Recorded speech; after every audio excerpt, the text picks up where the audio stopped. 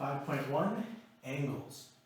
So, talking about angles, I'm going to start with some basic terminology, just to make sure that we're on the same page. First is the line AB. Remember that a line has no width or depth, it has only length.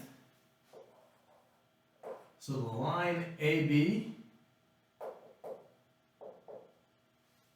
is a straight line that goes on forever in both directions and passes through the points A and B.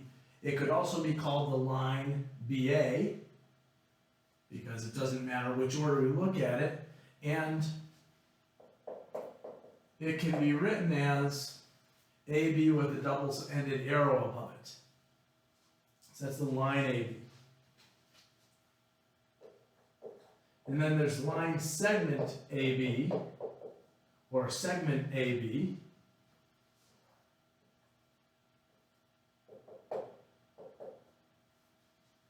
Which is a piece of the line that starts at a set point A and ends at the set point B. It could also be segment BA, since it starts and ends at those points. It can be written as AB with just a line without arrows above it. Ray AB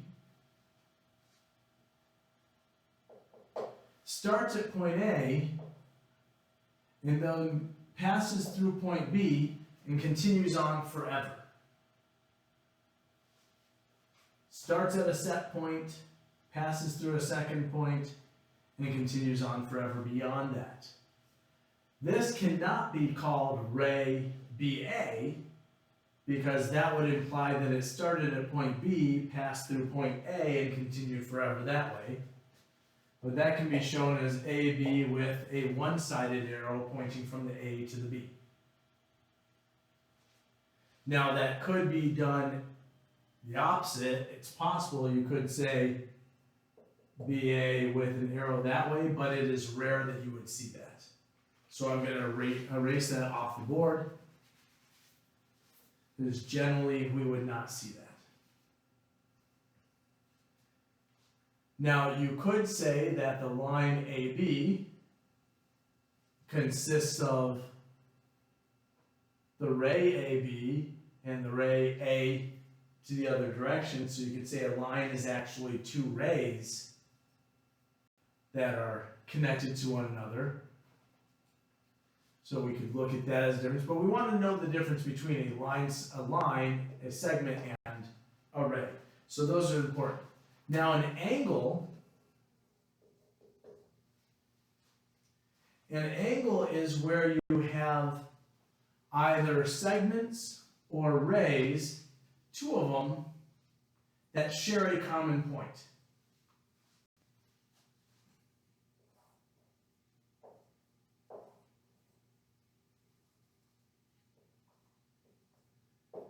A, B, and C. So we have the ray AB and the ray AC that share this common point A. That common point A is known as the vertex.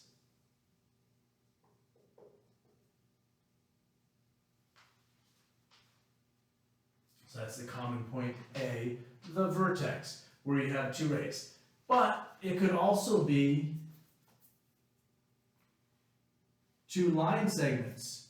So it could consist of the line segment AB and the line segment AC, also sharing that common vertex of A. So we could have that. The measure of an angle. So the measure of an angle is the amount of rotation about that vertex, in this case A. So that is the measure of the angle, the rotation about that vertex. In an angle, we tend to refer to one side as the initial side, and then the other side is the terminal side.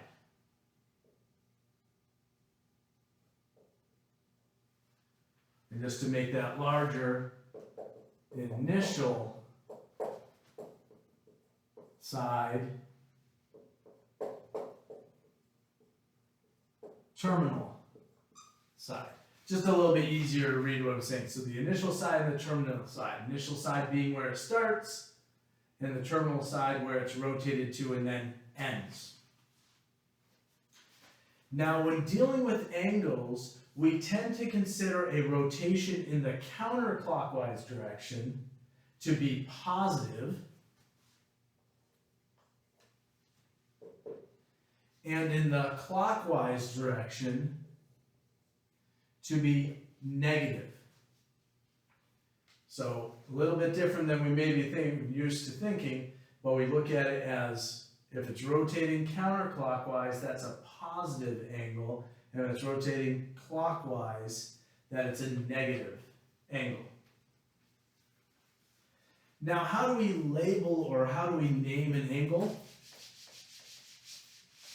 And I do realize that the hope is, for most of us, this is all review, and you're kind of sitting there going, why are you covering all this? Of course we know this. So that is the hope. But I do realize that for some of us it may have been a while since we've done this. So I just want to make sure that we've got all this information down, because everything else we deal with for the next number of sections is going to be based on angles. So if I have an angle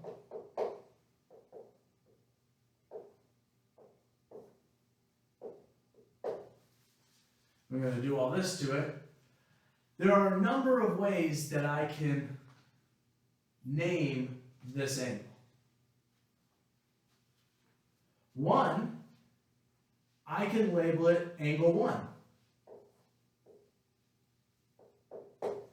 This little thing that I put here is sometimes referred to as the compass mark, and that's used to denote angle. Many times you'll see people just do angle 2. Having that little curve to it helps to differentiate between an angle and a less than. Just pointing that out. So you will see me tend to use the angle with the compass mark on it for that. So this could be angle 1 because that angle is labeled as number 1. It could be angle A because the vertex is the point A. It could be the angle BAC because with a pencil not leaving the page, I can go from point B through the vertex A to point C, so it follows through BAC, which means it could also be angle CAB because I could start at C, go through A, and go to B. So there's 4 ways that we could name this particular angle. Now we do need to realize that the effect of that may change if there's a second angle involved at the same time.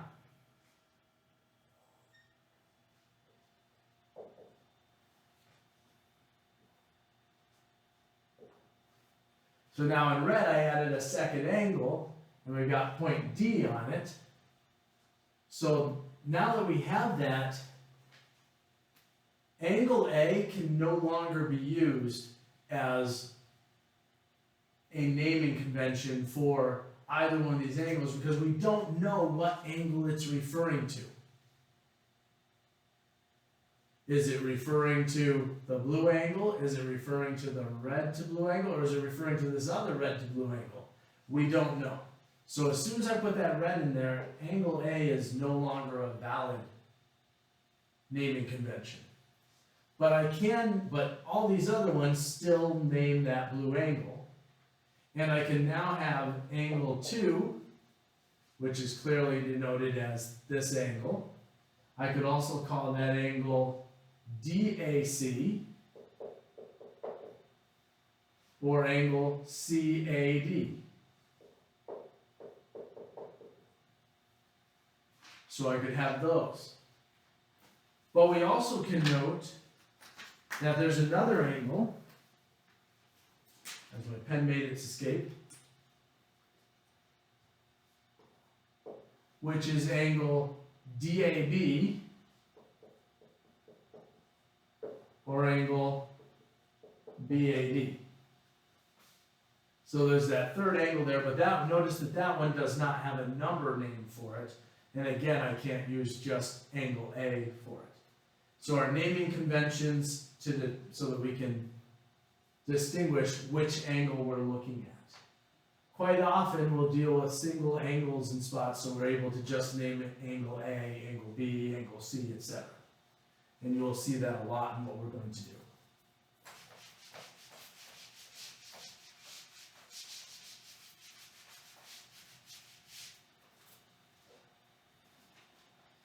Okay, when we are measuring angles, at this point we're going to deal with degree measure, which there are 360 degrees in a circle.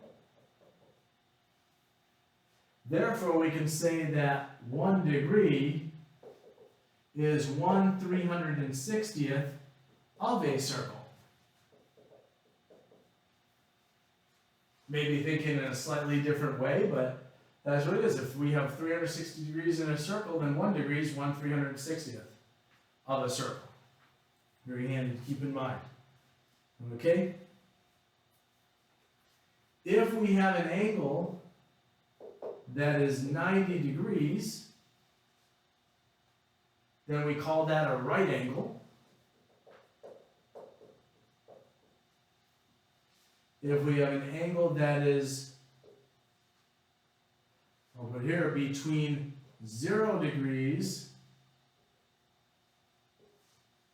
and 90 degrees, not including them, but just between 0 degrees and 90 degrees, then we have an acute angle. And if we have an angle that's between 90 degrees,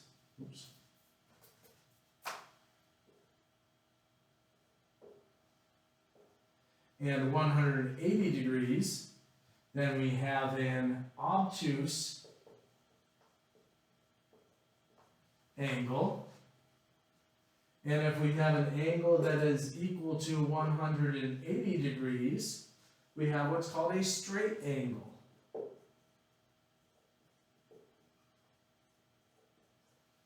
Otherwise known as a line, right? A straight angle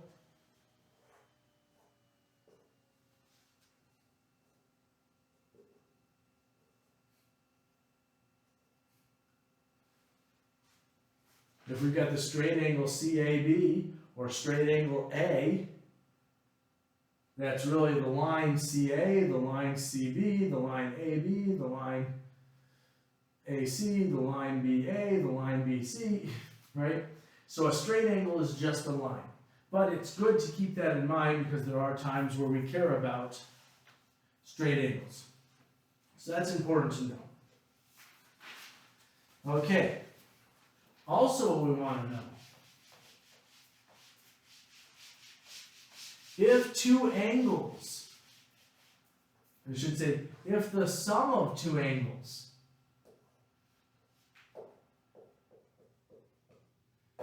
is equal to 90 degrees, then those angles are complementary.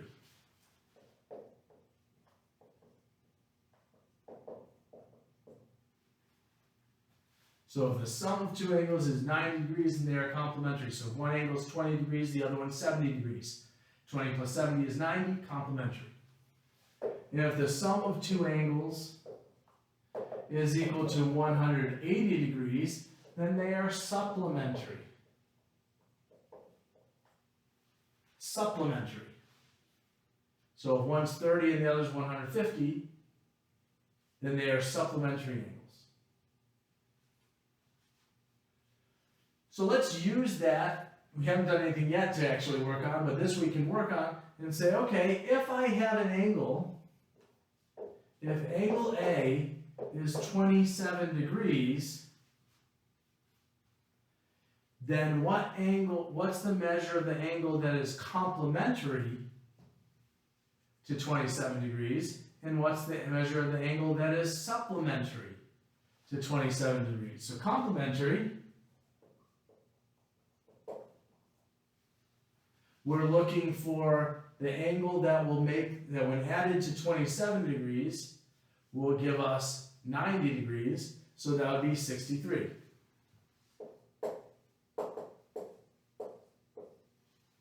Because 63 plus 27 is 90. Supplementary,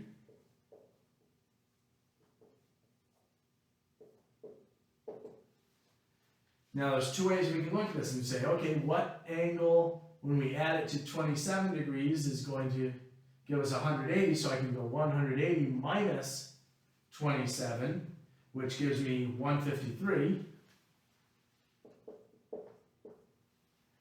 Or I can realize that if the angle that's complementary to it is 63 degrees, that the supplementary angle must be 90 degrees more than that, so 63 plus 90 is 153 degrees.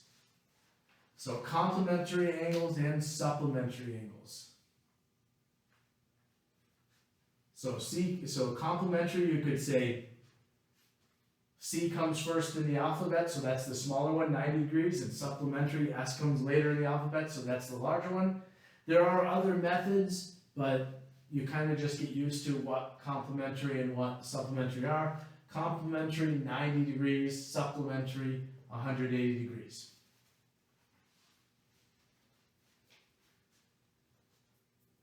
Also, what we could do is we can do a little algebra with these and say, well, what if we have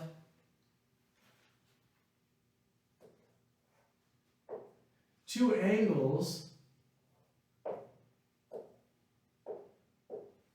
that form a 90-degree angle, so they're complementary. And one angle is 6x degrees, and the other angle is 3x degrees. What are the measures of these angles?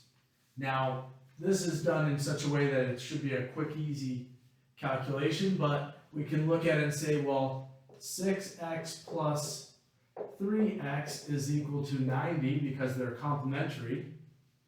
6x plus 3x is 9x is equal to 90. So x is equal to 10.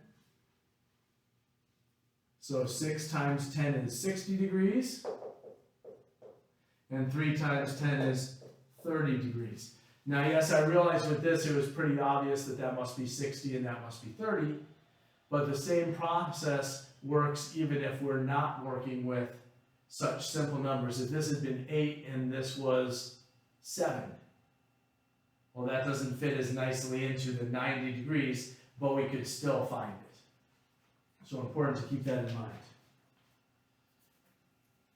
Okay, so let's go a little bit further.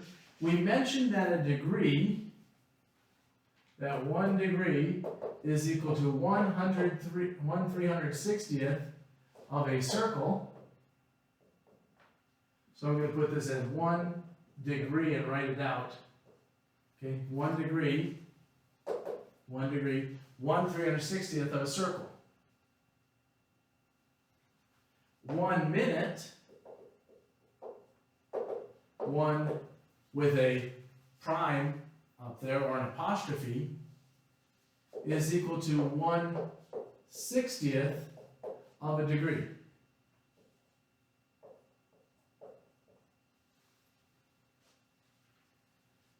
One second is equal to 1 double prime, or your quotes, is equal to 1/60th of a minute. So yes, we can do degrees in decimal form, 3.572 degrees, or we can do them in degrees, minutes, seconds. So we could have a degree written as 18.72 degrees, or we could have some other degree written as 42 degrees, 18 minutes, and 12.3 minutes, and 12.3 seconds. Now notice when we get into the seconds, we end up having to put it into decimal form because we don't have a smaller unit that we use for that. So we just get into the decimals there. But both are valid ways of writing degrees. Either degrees strictly in decimal form or degrees, minutes, and seconds. So how do we calculate those? Well, it's this relationship that 1 degree is 1/360th of a circle, or there are 360 degrees in a circle. 1 minute is 1/60th of a degree, or there are 60 minutes in a degree. Or 1 second is 1/60th of a minute, or there are 60 seconds in a minute, which allows us to convert. So we've got these here. Why not take advantage of that? I'm going to move this other one over so we can work both of them. So 42 degrees, 18 minutes, and 12.3 seconds. We'll leave that over there, get this out of the way. What if I want to convert 18.72 degrees into degrees, minutes, and seconds? Well, very simply, the method is, we already have degrees. The whole part will remain degrees. So we got 18 degrees plus 0.72 degrees. So I just broke it up into those two pieces. This 0.72 degrees, I can turn into minutes. There are 60 minutes per degree, so I can multiply that by 60. So I can go 18 degrees plus 0.72 times 60 minutes, which is 18 degrees plus, well, what's 60 times 0.72? I'll get my calculator. That gives me 43.2 minutes. Now that I'm there, that 42 are the actual minutes, and 0.2 can be turned into seconds. So I have 18 degrees plus 42 minutes plus, and I'm going to save myself a step here because what am I going to do next? Well, there are 60 seconds in a minute, so plus 0.2 times 60 seconds. So that gives me 18 degrees plus 42 minutes plus 0.2 times 60 is 12.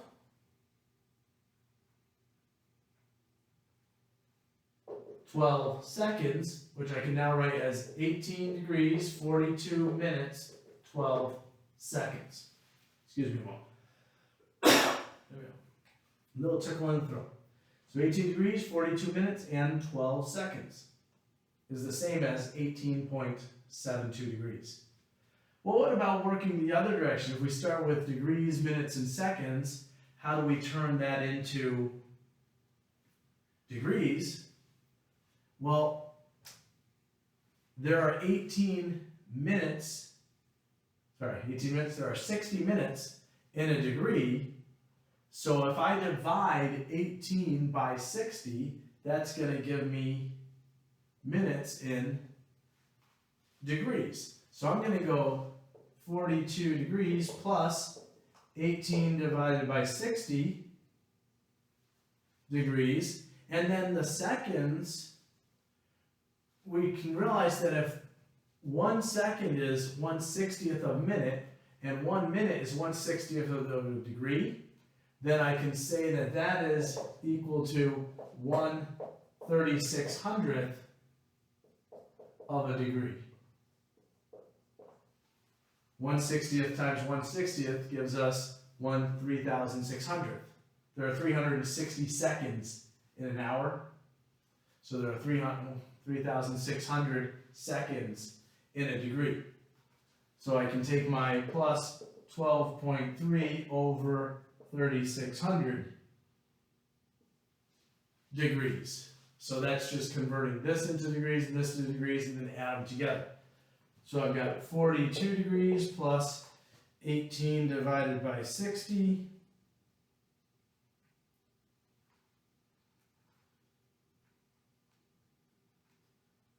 want to make sure that came out to it. So that's 0.3 plus 12.3 divided by 3600,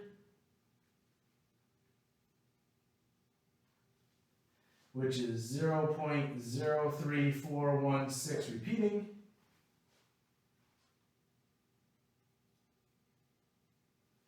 Sorry, one extra zero there, or should be plus 0.003.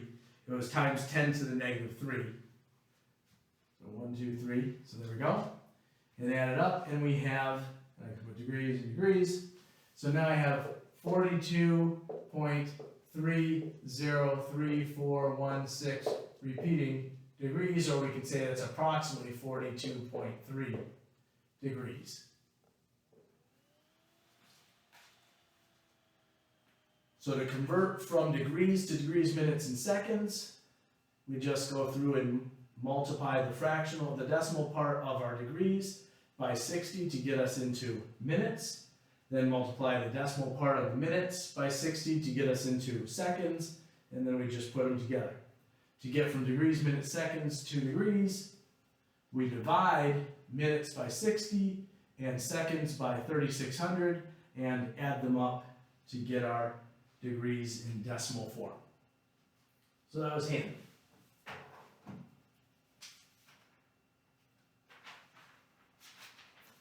Just a little bit more information to make sure we understand what we're working with here, because like I said, basically what we're going to be working with for the next number of sections is going to be dealing with these angles.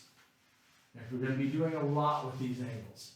So we have to understand what we're referring to. So an angle in standard position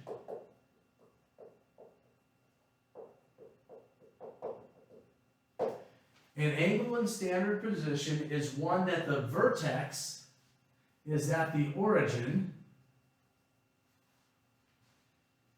the initial side is on the x-axis. So that's considered to be an angle in in standard position. And then we can measure our angle from there. So, and I should specify, it's not just on the x-axis, it's the positive x-axis. So an angle where the initial side is facing this direction, that is not in standard position. Standard position, we assume that the vertex is at the origin and that the initial side is the positive x-axis. So that's in standard position. When dealing with angles in standard position, we have what are called quadrantal angles. Quadrantal angles.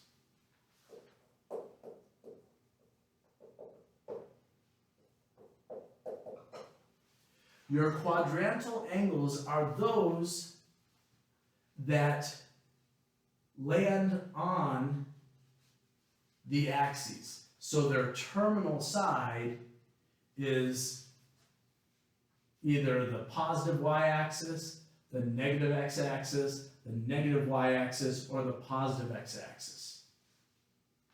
So our quadrantal angles, we would say, are 90 degrees, 180 degrees, 270 degrees, 360 degrees. I didn't really need to do those arrows because it starts and ends there, so that's okay. But 90 degrees, 180 degrees, 270 degrees, and 360 degrees.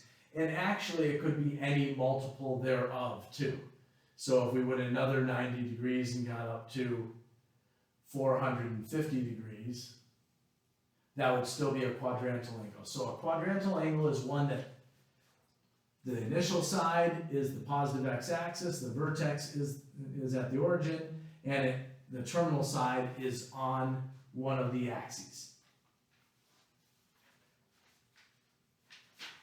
Which leads to coterminal angles.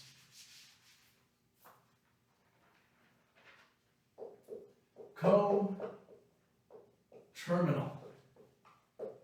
angles. Co, together, right?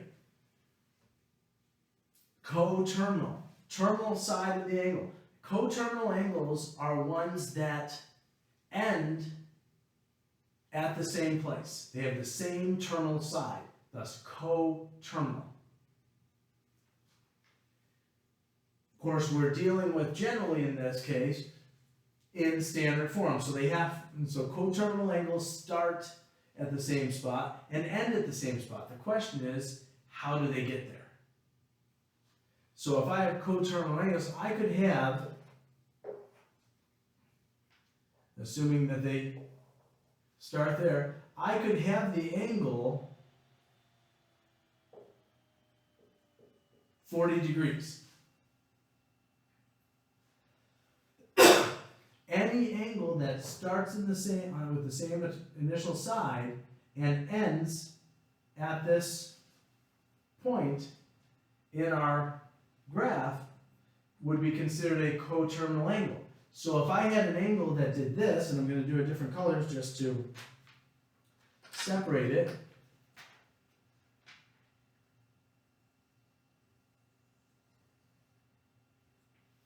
If I had an angle that did that, it started at the same spot and it ended at the same spot.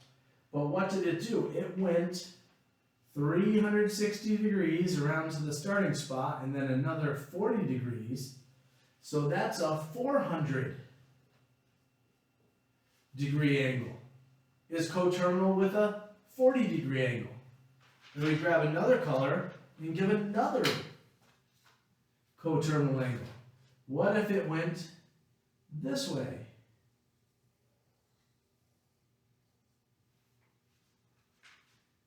Well, now it went the other direction, so it's negative, but how far did it go? Well, the whole thing would be 360 degrees, but it didn't go 40 degrees of those, so 360 minus 40 gives us 320, so that's negative 320 degrees.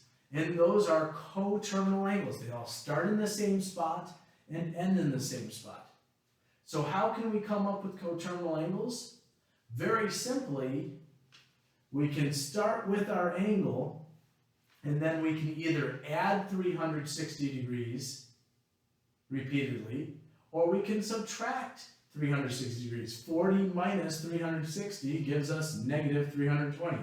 40 plus 360 gives us 400. So what would be another coterminal angle here?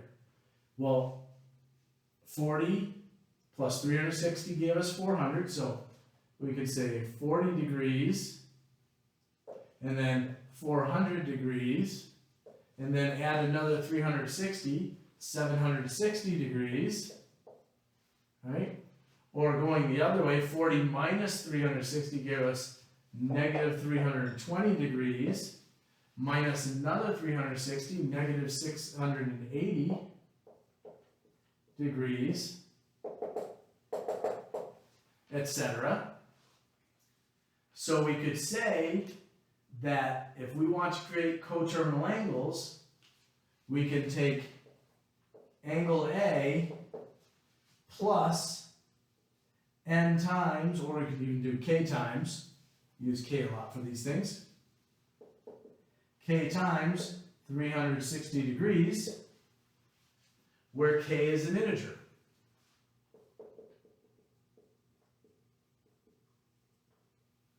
And we will come up with, that gives us actually all coterminal angles with angle A.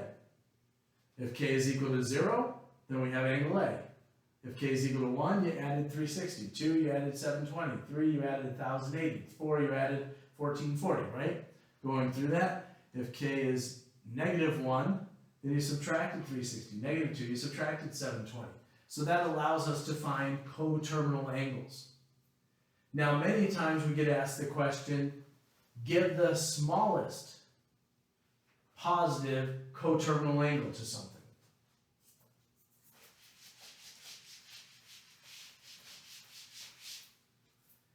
So we have an angle, that's not what I meant to do. We have an angle, B is equal to 1022 degrees. And we're asked to find the smallest positive coterminal angle to that. So we can just minus 360. So if we subtract 360, we end up with 662 degrees. And if we subtract 360 again, we end up with 302 degrees. And if we were to subtract 360 again, obviously we would end up with negative 58 degrees. So that is the smallest positive angle that is coterminal with angle B. And there are times where that's very handy.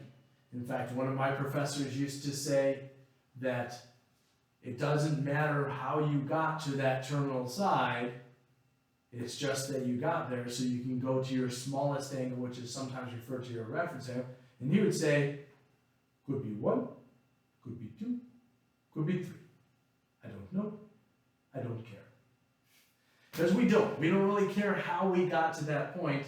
We know where that coterminal, where that terminal side is, and whether we get there by going around once, twice, 3 times, 4 times, does not matter. It's just the fact that we got there. Okay? So, very handy. And that finishes up our introduction to angles.